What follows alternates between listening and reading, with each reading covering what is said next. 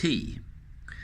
Most people think of tea as something very British, and it's true that British people drink more tea than most other peoples of the world. If you visit a British house, you will probably be offered tea instead of coffee, and if you stay at a hotel, there will most likely be a tray in your room with a kettle, cups and tea bags so that you can make yourself a cup of tea at any time. Tea drinking started in China, where the Chinese drank tea as early as 2,500 years ago. It was not until the 16th century that tea came to Europe.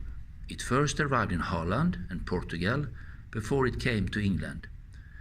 In 1666, the English King Charles II married a Portuguese princess who was used to tea drinking and brought chests of tea to England.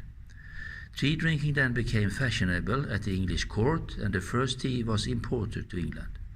Gradually the tea tradition spread, and finally, in the 18th century, the whole population was drinking it. During the 18th century, the habit of having afternoon tea around 4 or 5 o'clock spread in England. It all started with the Duchess, who got hungry between lunch and dinner and started serving tea with the small sandwiches and cakes in the afternoon. Nowadays people in Britain do not have time to sit down for afternoon tea every day, but it's still a tradition which is very much part of British life. Many people go for afternoon tea once in a while. Traditional afternoon tea consists of tea, finger sandwiches, scones with jam and clotted cream, and a piece of cake.